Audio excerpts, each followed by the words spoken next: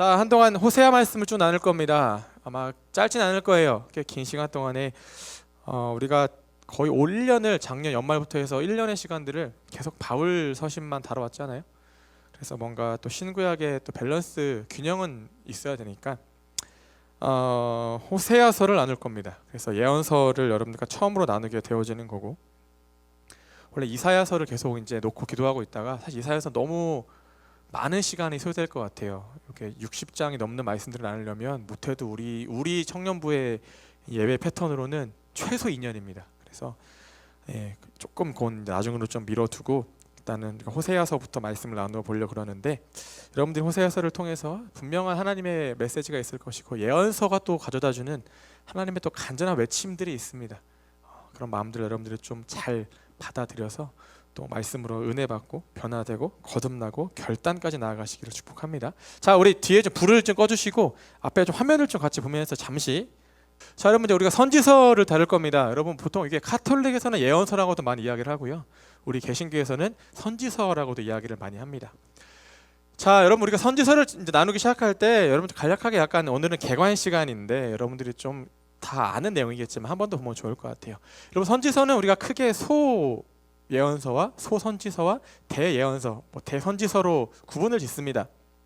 그런데 이게 여러분 보통 우리가 이제 대예언서라 그러면은 예레미야, 이사야, 다니엘 이런 이제 책들을 보통 대예언서라고 이야기를 하는데, 여러분 이게 사실은 이 대와 소를 구분하는 기준이 어떤 중요도나 그 책이 담고 있는 어떤 메시지의 어떤 그런 것들로 구분하는 게 아니라 순수하게 분량에 따라 나눠지는 겁니다. 기준이.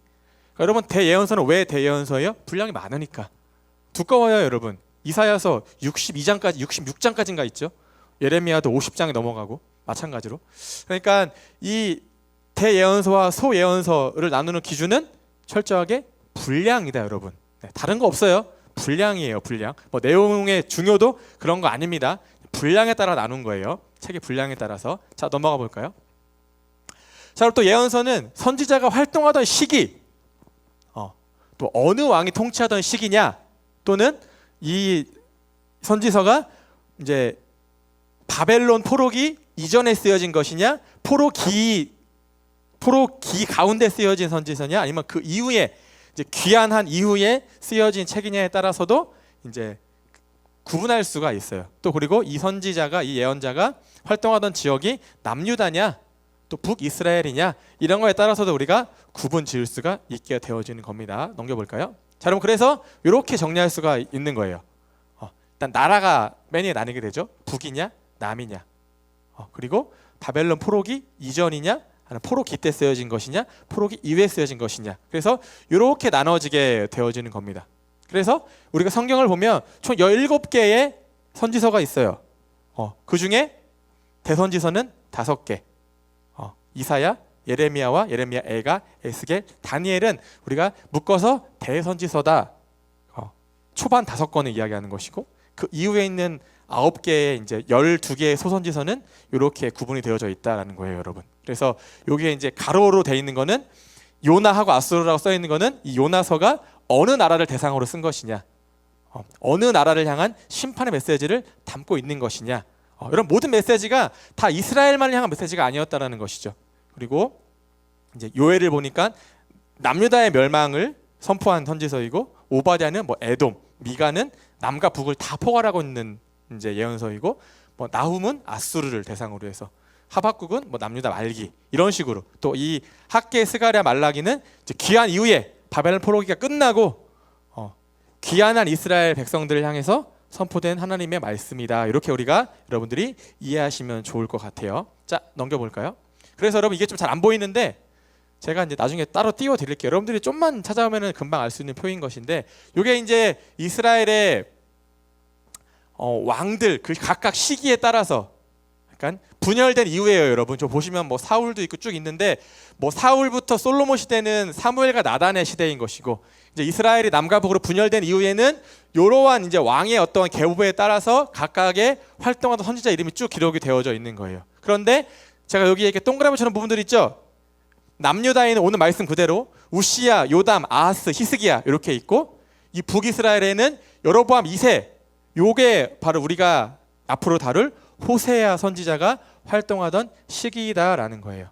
그러니까 호세아 선지자는 우시야부터 히스기야 왕 때까지, 또 여로보암 통치 한 중반부터 말기부터 해서 북이스라엘이 멸망하던 바로 그 시기, 한 길게는 짧게 40년, 길게는 60년 이상의 그런 시간들을 북쪽에서 활동하던 선지자이다라는 게 바로 우리가 이제 앞으로 열심히 다룰 호세아서의 기본적인 이제 그 연대가 되는 겁니다, 여러분. 이런 것들은 배경 지식을 여러분들이 아시면 좋을 것 같아요. 자, 이제 제목으로 넘겨주시고요. 불도 켜주셔도 됩니다. 자, 여러분, 호세아는 시기적으로 보면 이제 주전 8세기에 쓰여진 책입니다. 우리가 본문 1절 말씀을 오늘 같이 읽었는데 한 번 더 말씀을 보세요, 여러분. 그러면 우시야와 요담과 아하스와 히스기야가 이어 유다 왕이 된 시대에 곧 요아스의 아들 여로보암이 이스라엘의 왕이 된 시대에 부에리의 아들 호세아에게 임한 여호와의 말씀이니라, 이렇게 소개를 하고 있죠. 자, 여러분, 호세아가 활동하던 시기에 남유다에서는요 총 4명의 왕이 통치를 이렇게 이어받아서 하게 됩니다. 좀 아까 이야기했죠. 그리고 북이스라엘에서는 요아스의 아들 여로보암, 정확히는 여로보암 2세예요. 1세는 누구냐? 북이스라엘의 1대 왕이 여로보암 1세입니다. 자, 여로보암 2세의 통치 시기, 좀 더 정확히 세부적으로는 통치 한 말기쯤부터 호세아가 하나님께 부르심을 받아서 활동을 하게 돼요. 자, 그런데 여러분, 이 여로보암 2세의 통치 말기는 어떠한 시기냐라고 했을 때 이스라엘이 서서히 내리막길을 갖고 있던 시기였어요. 근데 이게 조금은 여러분 역설적인 게, 한 나라적으로 봤을 때에는 매우 부국강병했던 시기가 여로보암 2세의 시기였는데, 뭔가 신앙적으로 봤을 때에는 너무 부패하고 타락했던 시기가, 가장 부패했던 시기가 바로 이 여로보암 2세가 통치하던 북이스라엘의 시대였다라는 것이죠. 그래서 결국에는 여러분 어때요? 북이스라엘이 먼저 멸망하죠. 누구한테? 아수르한테. 아수르 또는 아시리아 제국한테 멸망을 당해요. 언제? 기원전 721년에 멸망을 당하게 되어지는 것이죠. 그러니까 남유다보다 한 140년 정도 더 먼저 북이스라엘이 멸망을 당하게 된다라는 거예요. 자, 여러분, 그런데 이 호세아가, 여러분 보세요. 여러분, 성경은 이게 사람 이름이건 뭐 국가이건 이게 먼저 누가 더 먼저 기록되어지냐에 따라서 이게 뭔가 의미가 달라져요. 그 중요도가 조금은 더 올라간다라고 볼 수가 있을 것 같은데, 여러분 보세요. 우리가 1절을 보니까 분명히 호세아는 북이스라엘에서 활동한 선지자였어요. 여로보암 2세 때. 그런데 1절 말씀을 보면은 제일 처음에 등장한 4명의 왕이 어느 나라의 왕이에요? 남유다의 왕이란 말이에요. 그 이유가 있어요. 심지어 이 남쪽 왕들의 이름을 먼저 열거하는 것도 모자라서 북이스라엘은 1명인데 남유다는 4명의 왕의 이름이 등장을 하잖아요. 자, 그 이유를 보면 첫 번째는 호세아서는 이 호세아가 자기의 이런 신학적 어떠한 정통성을 어디에 두고 있냐면 이 메시아 사상에 두고 있는 거예요. 이게 뭐냐? 여러분, 유대인들, 특히 남유다 백성들은 특히나 메시아가 어디로부터 올 것이라 라고 믿고 있었냐면은 유다, 이 유다 지파의 혈통으로 이 메시아가 올 것이다 라고 믿고 있었어요. 그러니까 이 북이스라엘 백성의 눈으로 남유다를 바라보니까 어떤 거예요? 남유다에는 심지어 성전도 있어요. 예루살렘 성전. 근데 우리는 없어. 그리고 대대로 이 남유다는 다윗의 후손들이 다윗의 혈통으로 쭉 그 왕권이 이어지고 있단 말이에요. 근데 우리나라는 그렇지 않은 거예요. 이런 북이스라엘은 조금은 아픈 이야기지만 북이스라엘의 왕 계보상 하나님 앞에 정직하고 선했던 왕은 한 명도 없습니다. 누구만 있어요? 악한 왕과 더 악한 왕만 존재할 뿐이었어요. 그러니까 호세아가 봤을 때 남유다는 조금은 부러울 수가 있는 거죠.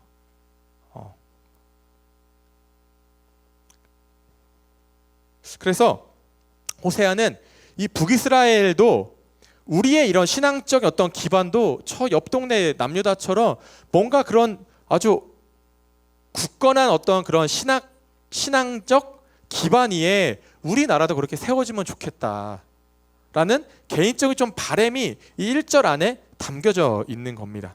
그러니까 우리도 나라가 너무나 정세가 어지럽고 뭔가 불안한 이 가운데에서 우리나라도 남유다처럼 뭔가 좀 올바른 신앙의 정통성 위에서 세워지면 좋겠다, 세워지길 원한다, 이러한 좀 개인적인 호세아의 열망과 갈망이 담겨져 있는 겁니다.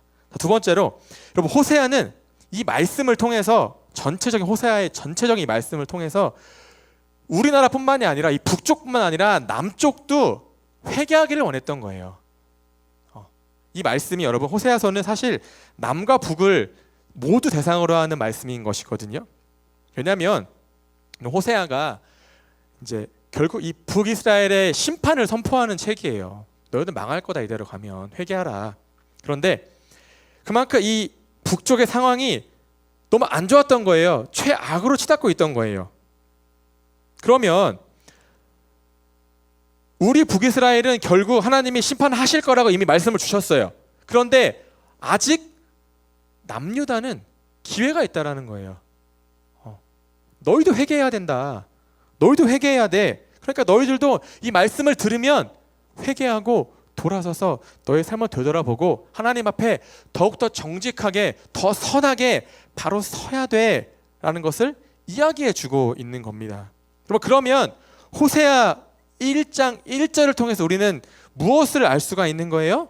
호세아서는 북과 남을 초월해서 이 모든 이스라엘 백성들을 향한 말씀이라는 것은, 호세아서는 결국 오늘을 살아가는 우리를 향해서도 강력한 회개의 메시지를 전해주고 있다는 겁니다. 이 당시를 살았던 남과 북만이 아니라 이 말씀을 읽는 모든 독자들, 이 예언서를 받아서 읽고 있는 모든 이 동시대를 살아가는 과거와 현재와 미래를 초월해서 모든 이 호세아서의 수신자들에게, 독자들에게 동일하게 이야기하고 있는 겁니다. 너희들도 회개하라는 거예요.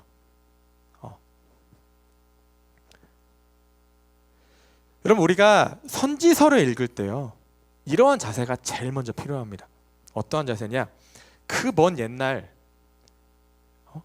멸망을 향해 치닫고 있던 그 나라에 살고 있던, 나와는 전혀 상관이 없고 일면일식도 없는 한 예언자가 혼자서 죽어라 외치는,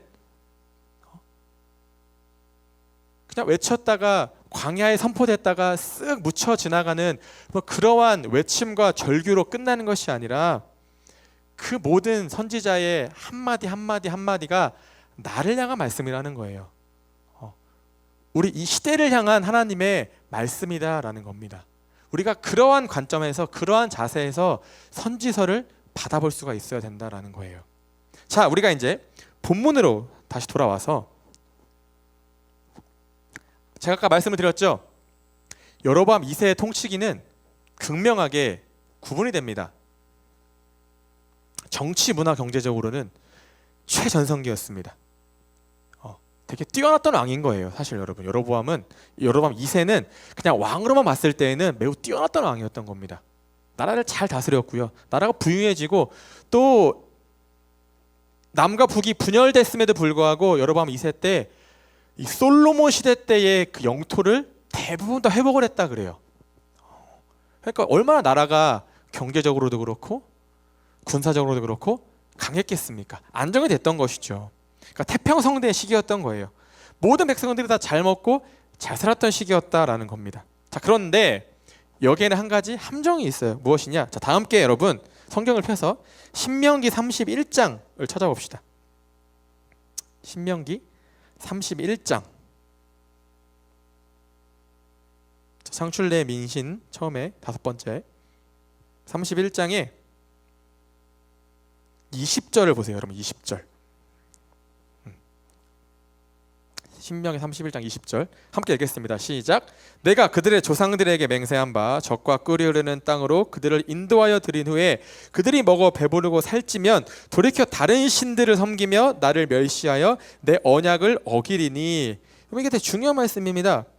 여러분, 사람이 참 간사한 게 힘들고 어려울 때는 우리가 한눈을 팔지 않아요. 우리가 신앙인으로서 한 명의 예배자로서 내 삶이 힘들고 고되고 괴롭고 막 절망 좌절일 때에는 절대 하나님께 눈을 떼지 않습니다. 하나님만을 온전히 바라보는 믿음의 눈이 띄어져요.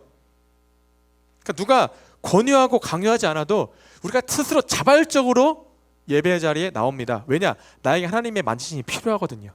은혜가 필요해요. 도우심이 필요해요. 그 인도하심이 너무나 필요해요. 그 말씀 하나하나가 너무 내 마음을 후벼 파는 그런 말씀으로 우리가 받아들인단 말이에요. 자, 그런데 우리가 방금 읽었던 말씀도 이야기하죠. 그들이 먹어 배부르고 살찌면, 이게 뭐예요? 우리식으로 표현하면 등 따시고 배부르면 돌아선다라는 거예요. 태도가 바뀐다라는 겁니다. 태세 전환이 너무 자연스럽게 이루어진다라는 거예요. 그럼 어떻게 되는 거예요? 돌이켜 다른 신들을 섬기며 나를 멸시하여 내 언약을 어기리니. 우리가 여러분 그렇다고 해서 배교하진 않죠. 막 종교를 바꾸진 않죠. 그런데 뭐예요?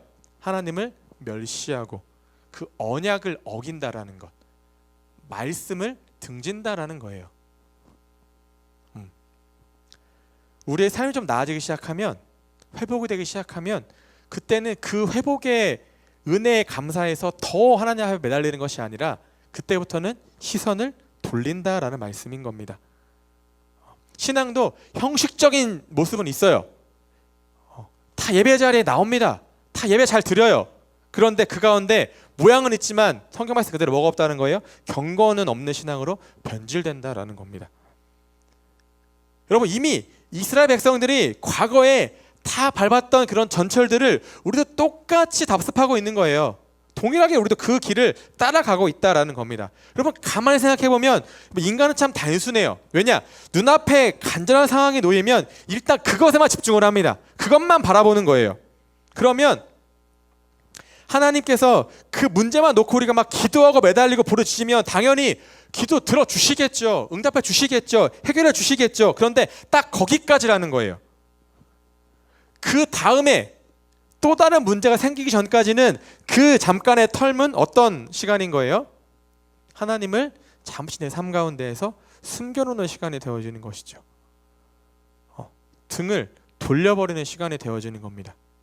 뭔가 이렇게 주머니에 다시 넣어놓고 다시 필요할 때 이렇게 꺼내는 그러한 모습으로 우리의 삶이 변질된다라는 거예요. 여러분, 우리가 너무 인생을 바라보는 시야가 좁은 것 같아요. 오늘 당장 여러분들이 기도를 통해서 한 가지의 문제가 해결됐다 그래서 여러분 당장 우리가 내일 또 다른 어려움이, 또 다른 문제가 우리의 삶 가운데 찾아오지 않을 것이라는 확신이 있습니까? 우리는 없어요. 근데 우리는 확신이 있는 것처럼 살아간다라는 것이죠. 우리가 지난주에 욥기 말씀을 나누었지만 우리의 인생은 하나님의 철저한 섭리 가운데 있다. 이게 욥기의 결론이라고 제가 말씀을 드렸죠.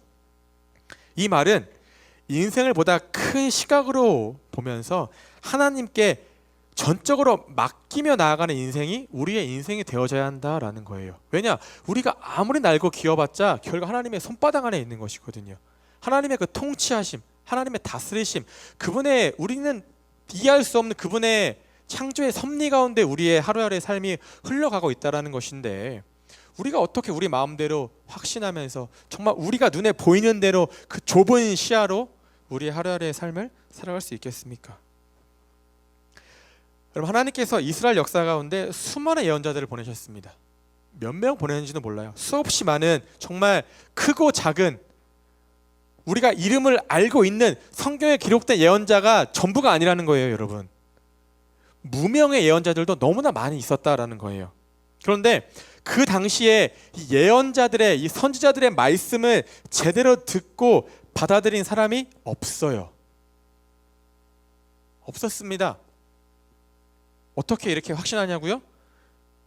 여러분, 누가 있었으면 누군가가 이 말씀을 듣고 돌이켜서 전 나라적으로 회개의 운동이 일어났다라면 북이스라엘이 남유다가 안 망했겠죠. 근데 망했잖아요. 근데 여러분, 왜 사람들의 말씀을 안 들었을까요? 몰랐던 거예요. 망할 줄 몰랐던 거예요, 여러분. 하나님이 감히 우리나라를, 이 이스라엘을, 우리 선민이고 그 다윗의 언약의 백성들이고 하나님과 언약 맺은 다 그런 신실한 거룩한 그분의 나라의 백성들인데 하나님이 감히 우리를 치실까? 치실 수는 있지. 그런데 멸망까지 가실까? 그렇게 하실까? 심판하실까? 아무도 몰랐던 거예요. 생각도 안 하고 있던 겁니다. 근데 여러분 망했잖아요. 북이고 남이고 다 망했습니다. 하나님의 심판을, 그 진노의 그 하나님의 심판을 그 어떤 나라도 피해갈 수가 없었다라는 거예요. 여러분, 북이스라엘이 멸망했을 때 남유다의 사람들이 얼마나 큰 충격을 받았는지 아십니까? 또 남유다가 망했을 때 온 이스라엘 백성들이 여러분 얼마나 큰 충격을 받은 줄 아십니까? 선민의식, 하나님과의 계약, 예루살렘 성전, 다윗 왕조, 이 모든 것들은 영원할 줄 알았거든요. 근데 그렇지 않았어요. 다 망했잖아요. 그들이 너무나 큰 고통을 당했단 말이에요. 한 명의 인간으로 감당할 수 없을 만큼 너무나 큰 충격과 괴로움을 그들이 직면했다라는 것이죠. 여러분, 그런데 우리가 이러한 내용들을 통해서, 우리가 성경을 통해서 결국 이들도 망했는데 우리는 이것들을 통해서 무엇을 알 수 있겠습니까? 우리도 그럴 수 있다라는 거예요, 여러분. 우리 나라가 망하진 않을지언정 개개인의 우리의 삶 가운데 한 명의 신앙인으로서, 한 명의 하나님의 자녀로서 우리의 삶이, 우리의 인생 또한 이렇게 될 수 있다라는 분명한 경각심을 우리는 알 수 있어야 된다는 겁니다.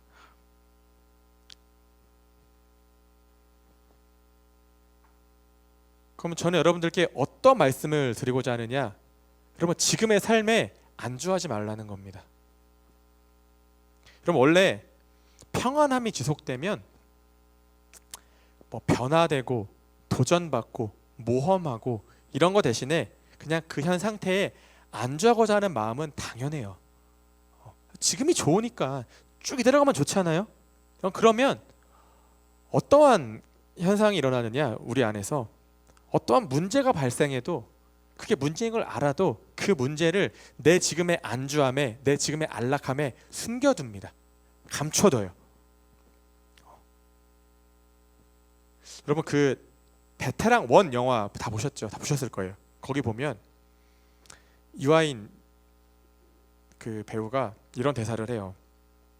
문제를 삼지 않으면 문제가 안 되는데 문제를 삼으면 문제가 된다라는 말을 해요. 그럼 이게 사실은 우리가 늘 분명하게 마음속에 새기고 있어야 되는 참 중요한 말씀이기도 한데 한편으로는 경각심을 가져야 될 말씀이기도 해요. 여러분, 왜냐? 우리가 죄에 대한 심각성을 간과하게 만드는 태도가 바로 여기서부터 시작되기 때문에 그런 겁니다. 여러분 보세요.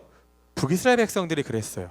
내부적으로는 이 나라가 우상 숭배 때문에 막 썩어 문드러지고 있었어요.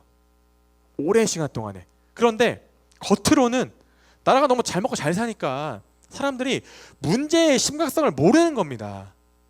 이게 왜 문제인지 지금 아무도 모르는 거예요. 그러니까 백날 선지자들이 나와서 말씀을 선포하고 회개하십시오, 회개하십시오 이러다 망합니다, 망합니다. 백날 이야기해도 아무도 안 듣는 겁니다. 왜냐? 지금 현 상태가 너무 좋으니까 문제로 받아들이지 않는 거예요. 문제 삼고 싶지 않은 겁니다. 왜냐? 문제를 삼는 순간 이게 진짜 문제가 되거든. 여러분, 이 북이스라엘의 우상 숭배의 문제는 되게 오래됐어요. 여러분, 2세 때 일어난 문제가 아니라, 자, 거슬러 올라가서 여러분, 우리가 북이스라엘 역사상 가장 지독하리만큼 악한 왕을 뽑으라면 누구를 뽑을 수 있어요? 그렇죠, 아합이죠. 아합과 이세벨의 이 조합, 이게 정말 악 외에는 뭔가 설명할 표현이 없을 정도로 악한 이 두 부부였잖아요. 여러분, 이때부터 북이스라엘의 이 우상 숭배가 심해져요. 왜냐? 자, 아합이 결혼했던 이세벨. 그럼 이세벨은 유대인이 아니에요. 왜냐? 다 함께 열왕기상 16장 말씀을 펴겠습니다. 찾아보세요. 열왕기상 16장입니다. 16장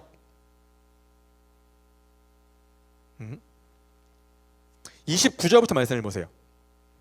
자, 이제 아합에 대한 첫 번째 열왕기상에서 등장하는 부분인데, 열왕기상 16장 29절부터, 자, 자 보시면 자 이제 유다의 아사 왕 제 38년에 오므리 아들 아합이 북이스라엘 왕이 됩니다. 그래서 22년 동안 이스라엘 다스리는데 30절 보세요. 오므리 아들 아합이 그의 이전의 모든 사람보다 여호와 보시기에 악을 행하여 라고 이야기하죠. 이전의 모든 사람보다 모든 왕 때보다 더 하나님 앞에 악을 행했대요. 그러면서 이 악행이 어떻게 드러나느냐, 느밧의 아들 여로보암의 죄를 따라 행하는 것을 오히려 가볍게 여기며 시돈 사람의 왕 엣바알의 딸 이세벨을 아내로 삼고 가서 바알을 섬겨 예배하고, 또 이어서 사마리아에 건축한 바알의 신전 안에 바알을 위하여 제단을 쌓으며 또 아세라상을 만들었으니, 이런 바알과 아세라는 부부 사이거든요. 그러니까 모든 가나안의 우상들을 다 끌어온 겁니다, 이스라엘에. 그러면서 신전을 쌓고 제단을 쌓고 거기서 예배했다라고 이야기하고 있는 겁니다. 자 여러분, 그런데 여기서 우리가 봐야 될 게, 여러분 이 30장부터 32장까지의 말씀 가운데 어떤 사람이 또 한 명 등장해요? 여로보암이 등장합니다. 느밧의 아들 여로보암의 죄를 따라 행하는 것을 오히려 가볍게 여기며 라고 아합을 소개하고 있죠. 자 여러분, 이 여로보암 1세를 말하는 건데 이 사람은 북이스라엘의 초대 왕입니다. 첫 번째 왕이란 말이에요. 자 그런데 여러분, 이 성경에서 참 이 구약을 보면 특히 열왕기, 상하와 역대기를 쭉 읽어보시면 여로보암의 죄, 여로보암의 길이라는 표현이 등장을 합니다. 근데 여러분, 이게 어떤 왕을 지칭할 때 이 왕이 여로보암의 죄를 따랐다, 여로보암의 길을 따랐다라고 부연 설명하는 것은 매우 심각했다라는 거예요. 이 사람이 매우 큰 죄를 지었다라는 표현입니다. 왜냐하면 여러분, 여로보암 1세가 어떠한 죄를 지었냐면, 여러분 처음에 이제 이스라엘이 남과 북으로 갈라졌을 때 북이스라엘의 1대 왕은 여로보암이고 남유다의 1대 왕은 르호보암이에요. 그런데 여러분, 북쪽 입장에서는 나라는 분열됐지만 어쨌든 우리가 하나님께 예배하기 위해서는 중요한 절기마다 어디로 내려가야 돼요? 남쪽으로 내려가야 돼요. 왜냐? 남유다에는 예루살렘 성전이 있거든.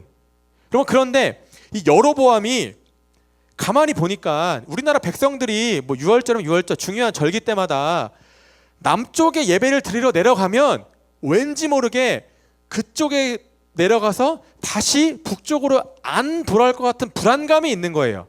왕의 입장에서, 통치자의 입장에서. 그래서 여로보암이 절대 이러한 일을 하면 안 되는데 북이스라엘의 최북단과 최남단, 그러니까 최남단은 남쪽과의 경계죠. 이 베델과 단과 베델인데 이 두 지역에 금송아지 신상을 세워둡니다. 그러면서 야, 니네 굳이 남쪽까지 안 가도 돼. 바로 이 금송아지가 너희 백성들을, 너희 조상들을 애굽에서 인도해내 너희들의 신이야, 이렇게 이야기하면서 여기 가서 예배드리라고 사람들을 못 내려가게 막아버려요. 북쪽과 남쪽에. 여러분, 이게 무엇이냐? 여로보암 1세가 자기의 권력을 지키기 위해서 가짜 신을 만든 겁니다. 가짜 신을 만들어서 이 신이 너희 조상들을 애굽에서 건져낸, 구원해낸 바로 하나님이야, 이렇게 이야기하고 있는 거예요. 여러분, 물론 여러분 이 모습은 여러분 출애굽기에서도 이제 금송아지, 아론이 금송아지를 만들잖아요. 백성들이 하도 원성을 들으니까. 여러분, 물론 여러분 여기에는 이 출애굽 때와 이때도 마찬가지고, 여러분 이스라엘 백성들은 하나님을 그 누구도 보지 못했잖아요. 그러니까 하나님이 어떠한 형상으로, 오늘날 우리는 하나님을 떠올렸을 때 우리와 동일한 인간의 모습으로 이렇게 서 계신 인자한 모습을 떠올리지만, 여러분 사실 이 구약시대의 사람들은 하나님이 어떠한 모습으로 계신지를 아무도 몰랐단 말이야. 그러니까 금송아지 만들어 놓고 야, 이게 하나님이야, 그럼 믿을 수밖에 없는 거예요. 물론 전반적인 이 이스라엘 백성들의 무지함 탓도 있었겠지만 어쨌든 여로보암 1세는 그러한 죄, 너무나 큰 죄를 지었다라는 것이죠. 가짜 신을 만들어서 이게 하나님이다, 여기에 가서 절해라, 여기서 예배해라. 자기의 권력을 지키기 위해서 다른 이 없었습니다.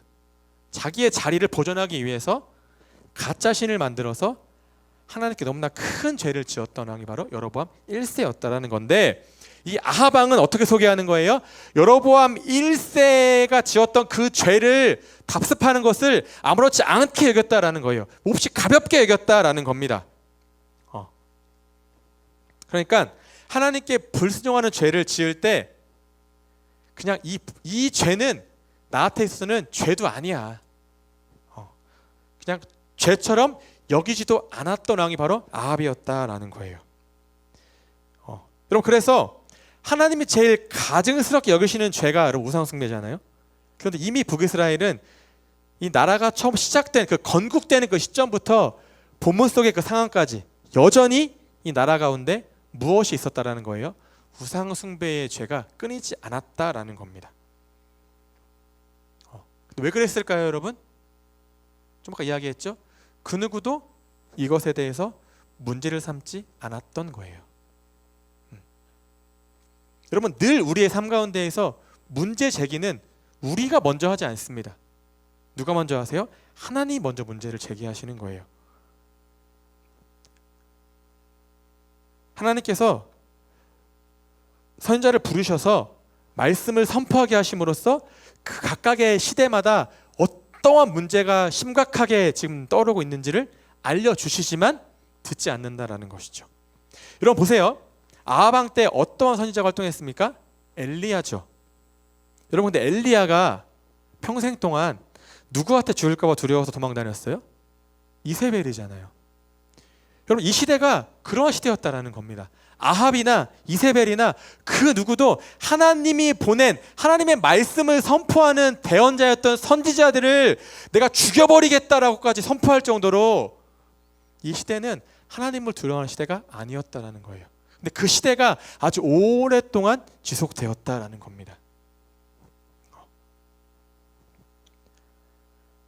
여러분, 그래서 이 북이스라엘은 여러분, 이 국가가 이제 존립해 있는 그 동안에 이 왕권이 너무너무 불안정했어요.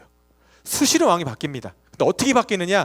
왕을 이렇게 물려주는 것보다 누가 뒤에서 왕을 죽이고 반란을 일으키고 반역을 일으키고 아들이 아버지를 죽이고 신하가 왕을 죽이고, 특히 여러분 여로보암 2세 이후에 6명의 마지막 왕들이 있습니다, 북이스라엘에.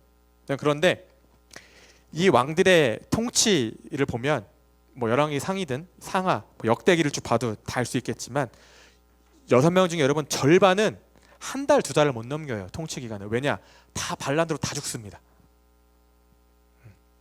여러분, 그러니까 처음에 이야기했죠. 호세아가 봤을 때 남유다가 부러울 수밖에 없는 거예요.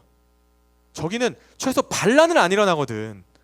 다 그 다윗의 후손들이 왕권들을 이렇게 잘 물려받아서 통치 기간이 뭐 짧던 길던 그래도 이 왕권은 잘 유지가 되고 있거든요. 자, 우리가 호세아서를 쭉 다루다 보면은 다시 또 나중에도 이 말씀을 다룰 거지만 여러분들이 호세아서 4장과 5장 각각 1절 말씀을 쭉 한번 보세요. 그러면 호세아가 이렇게 말씀해요. 이스라엘 자손들아, 여호와의 말씀을 들으라. 또 5장 1절을 보시면 뭐 제사장들아 들으라, 이스라엘의 귀족들아 깨달으라, 왕족들아 귀를 기울여라, 이렇게 선포를 해요. 4장 1절 5장 1절에서. 그럼 이게 무엇을 의미하겠습니까? 이 여로보암 2세 시대에 이스라엘의 전반적인 일반 백성부터 뭐 제사장들, 귀족들, 심지어 이 왕족들, 즉 왕들도 마찬가지인 거예요. 그 누구도 이 나라가 얼마만큼 우상숭배 때문에 죄악에 물들어서 부패되고 썩어 문드러져 가고 있는지에 대해서 그 누구도 몰랐다라는 거예요. 듣지 않았다라는 겁니다. 깨닫지 못했다라는 겁니다. 문제의 심각성을 몰랐다라는 거예요. 그러니까 호세아가 여기서 말하니까 안 들으니까 이 말씀을 가지고 남유다 백성들까지 끌어온 거예요. 너희라도 들어라 이겁니다.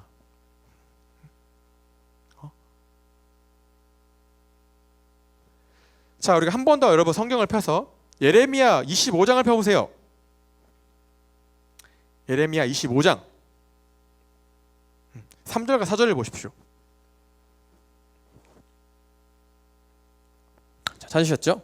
자, 같이 읽겠습니다. 시작.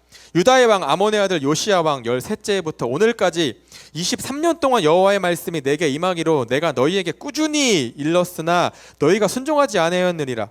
그러므로 여호와께서 그의 모든 종 선지자를 너희에게 끊임없이 보내셨으나 너희가 순종하지 아니하였으니 귀를 기울여 듣지도 아니하였도다. 아멘. 여러분 아시겠죠? 이게 이스라엘의 상태였다라는 겁니다. 하나님이 말씀하세요. 탄식하시면서 내가 꾸준히 너희에게 선지자를 보냈는데 말씀을 내가 선포했는데 듣지 않았다라는 겁니다. 여러분 이걸로 귀결되는 거예요.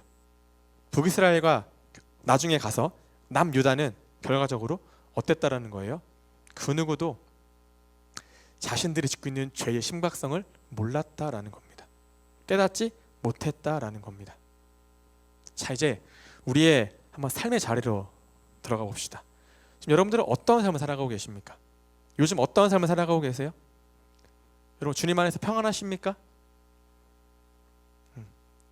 여러분 그렇다면 저는 지금이 어쩜 여러분들이 가장 평안하다라고 느껴지는 바로 그때가 가장 위험한 때일 수 있다라는 말씀을 드리고 싶습니다.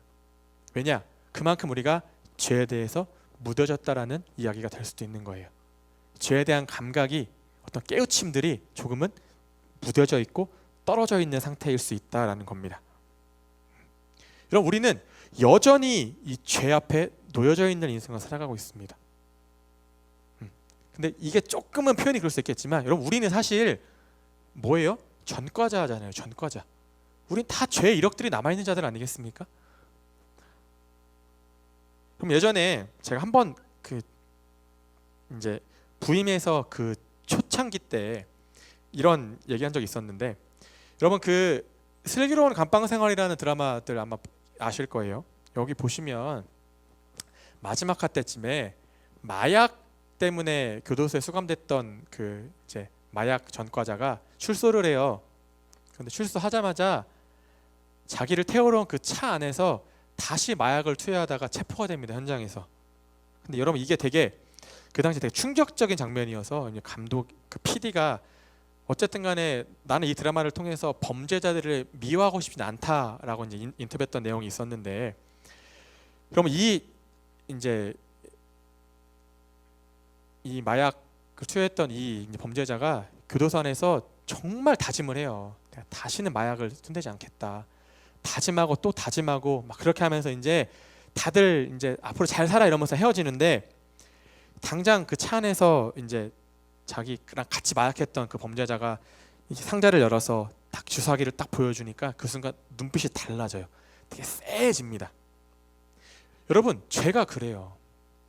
우리가 회개하고 나면 다시는 죄를 안 지을 것 같죠? 뭔가 죄에서 해방된 것 같죠?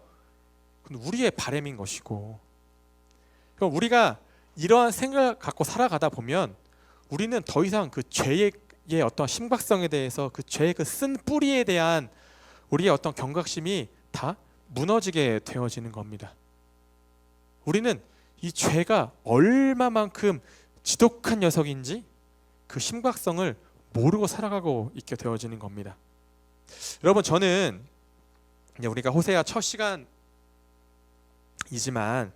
이 첫 번째 시간을 통해서 우리가 한 절의 말씀을 나누었지만 우리가 가장 먼저 무엇을 해야 되느냐? 스스로 죄의 심각성을 먼저 깨달을 수 있어야 된다라는 것이죠. 그동안 내가 나도 모르는 사이에 얼마만큼 이 죄의 문제를 방치해두고 살았는지 스스로 되돌아볼 수 있어야 한다라는 것입니다. 왜냐하면 내가 이 문제를 알아야지 내가 얼마만큼 큰 문제를 갖고 살아가고 있는가 내 안에 이 죄의 문제가 얼마나 심각한지에 대해서 알아야지만 그 문제를 해결하시기 위해서 하나님이 얼마만큼 크나큰 희생을 감내하셨는지에 대해서 우리가 그때부터 알게 되기 때문에 그런 겁니다. 내가 얼마나 지독한 그 죄의 늪에 빠져 살아왔는지 아니면 어쩌면 지금도 그렇게 살아가고 있는지에 대해서 내가 알아야지만 나 때문에 십자가에 달려 죽으신 예수님을 우리가 온전히 믿음의 눈으로 바라볼 수 있게 되어지는 겁니다. 나로선 도저히 문제 해결할 방법이 없구나. 우리가 두 손 두 발 다 들고 하나님 앞에 자복해 봐야지, 엎드려 봐야지. 예수님의 십자가의 은혜 앞에 우리가 정말 감사함으로 무릎 꿇을 수 있게 되어지는 겁니다. 여러분, 모든 이 선지서는 결론은 같아요. 하나님의 사랑과 은혜입니다. 하나님은 너희를 포기하지 않으신다라는 것이 우리가 나는 호세아의 결론이기도 하고, 모든 이 예언서 선지서들은 다 동일한 결론으로 끝을 냅니다. 하나님께서 분명히 너희들이 회개하지 않으면 심판이 찾아올 거야. 그 심판의 말씀이 선포되어지고 그 심판을 피할 수 없을 거야 라고 무섭게 말씀이 선포되지만, 하나님께서는 그 심판이 끝이 아니라 반드시 너희를 사랑하기 때문에 회복시켜 줄 거야라는 약속의 말씀 또한 이 호세아 안에 담겨져 있다라는 겁니다. 여러분, 이것은 우리 모두에게도 동일하게 적용이 되어지는 부분인 것 같아요. 여러분들이, 제가 어제도 리더들과 이 말씀을 나누었지만, 여러분들이 나를 향한 하나님의 사랑을 온전하게 깨닫기 위해서는 가장 먼저 내가 죄인임을 깨달아야 됩니다. 내 안에 문제의식을 갖고 살아가야 돼요.